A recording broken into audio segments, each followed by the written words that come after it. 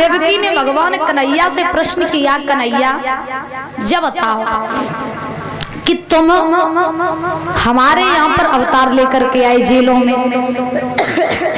और अवतार लेने के बाद में तुम तो भगवान थे, फिर भी तुमने हमें, और ध्यान रखना भगवान कन्हैया ने देवकी वसुदेव को कंस के कैद से 14 वर्षों के बाद में आजाद करवाया था। कितने वर्षों के बाद? 14 वर्षों के बाद में, ऐसा प्रमाण मिलता है। तो महाराज देवकी ने भगवान कन्हैया से प्रश्न किया, कन्हैया तुम तो भगवान थे, फिर भी तुमने 14 वर्षों तक हमें इस जेल में क्यों बंदी बना करके रखवाया? तुम पहले भी आ सकते थे, मुझे कंस की कैद से आजाद करवा सकते थे, फिर तुमने ऐसा क्यों नहीं किया? बुजुर्गों सुन रहे हो ना? है? तो भगवान कन्हैया ने क्या जवाब दिया देवकी को, मैया हमने तुम्हें नहीं बंदी बनवाया था, फिर बाद की याद करो, त्रेता युग में जब कैकई बन के तुमने 14 वर्ष का वनवास हमें दिया था, बाद की याद करो।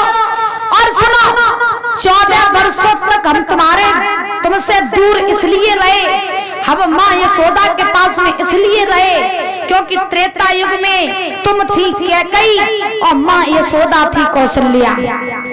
इसलिए 14 वर्षों तक जब हम वन में चले गए थे, तब मेरी मैया कौशल्या ने बड़े दुख सहे थे, और मैंने अपने पुत्र होने का फर्ज अदा नहीं कर पाया था। इसलिए जो त्रेता युग में 14 वर्ष का प्रेम हमने माँ कौशल्या को नहीं दे पाया था, वो हमने द्वापर युग में रह करके माँ यशोदा के साथ में पुत्र का फर्ज अदा किया।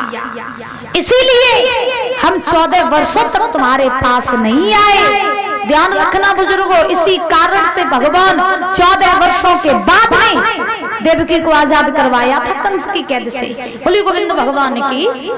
आज से सुखदेव जी समझा रहे हैं राजन परीक्षित, भगवान ने जब कैद से आजाद करवाया, उग्रसेन को मथुरा का राजा बनाया, इधर कंस की पत्नियां थी, अष्टि प्राप्ति रो करके अपने पिता जरासंध के पास में पहुंची, जवाब दिया अहिर के 2 छोरे जो वृंदावन से आए हैं कृष्ण बलराम, उन्होंने तुम्हारे दमाद को यानी कंस को मार दिया है, हमें विधवा बना दिया है, पिताजी अब आप ही कुछ कीजिए। तब जरासंध अपनी सेना लेकर के गया, मथुरा पर 17 बार चढ़ाई की, लेकिन फिर भगवान से जरासंध हारता रहा। तो अंत में थक करके जरासंध वहीं बैठ गया अपने घर पे, महाराज भगवान से युद्ध नहीं किया। परीक्षित महाराज ध्यान रखना, इधर श्री सुखदेव जी समझा रहे हैं राजन परीक्षित, भगवान कन्हैया ने देखा कि कंस अगर ऐसे ही उत्पात, वो जरासंध अगर ऐसे ही उत्पात करता रहा तो मथुरा की प्रजा को हानि हो सकती है, इसीलिए हम इस प्रजा को यहाँ नहीं रखेंगे। तब भगवान ने समुद्र के अंदर एक नगरी बसाई जिसका नाम पड़ा द्वारका, और उसी द्वारका के राजा भगवान कन्हैया बने। तब भगवान का एक नाम पड़ा द्वारकाधीश। बोलिए द्वारकाधीश भगवान श्री कृष्ण की।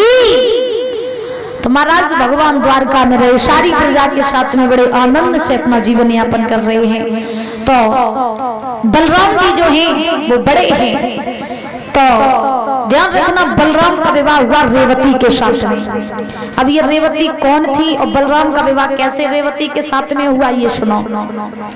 महाराज एक अर्षद नाम की नगरी थी जिसमें महाराज रेवतक राज्य करते थे।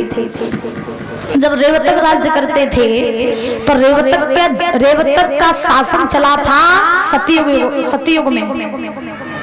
ध्यान से सुन लेना, बड़े उलझने वाली बात है परीक्षित महाराज, लेकिन सुलझाने की हम कोशिश करेंगे कि रेवतक जो थे इनका शासन चला था सतयुग में, और कृष्ण का अवतार कौन से युग में हुआ था? द्वापर युग में। तो देखिए सतयुग में रेवतक के घर में एक कन्या ने जन्म लिया जिनका नाम पड़ा रेवती, और रेवती का विवाह हुआ आकर के द्वापर में बलराम के साथ, यानी 3 युगों के बाद रेवती का विवाह बलराम के साथ हुआ। क्यों हुआ, कैसे हुआ, अब ये भी सुन लो। जब रेवतक के घर में कन्या का जन्म हुआ तो रेवतक ने बड़ी खुशी मनाई। धीरे धीरे धीरे धीरे वो महाराज कन्या का नामकरण संस्कार हुआ, उसका नाम पड़ा रेवती। रेवती जो थी धीरे धीरे सयानी हुई। तो कहा जाता है जब घर में बिटिया सयानी हो जाती है तो सबसे ज्यादा चिंता माँ को लगने लगती है। तो एक दिन रेवती की मैया ने देखो कि मेरी लली ब्याह के योग हो ही गई है, तो हमें अपनी बिटिया के अच्छे से अच्छा लड़का ढूंढ करके इसकी शादी कर देनी चाहिए। तो रेवती की मैया ने रेवतक को बुलाया, बुला करके जवाब दिया, महाराज आप तो सारा दिन अपने राज्य के कार्यों से व्यस्त रहते हो, क्या आपने ये भी जाना है कि मेरी बेटी रेवती विवाह के योग हो गई है, तो सुंदर सा लड़का देख करके इसकी शादी कर देनी चाहिए। अब रेवतक बोले चिंता ना करो, हम अपनी बिटिया की जल्दी जल्दी शादी कर दिए अच्छे लड़का ढूंढ के।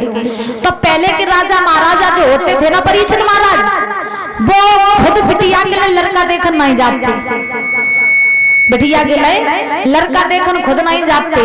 पहले पंचायतें लगवाई जाती थी लोगों को बुला करके, और सभी लोगों से महाराज सलाह ली जाती थी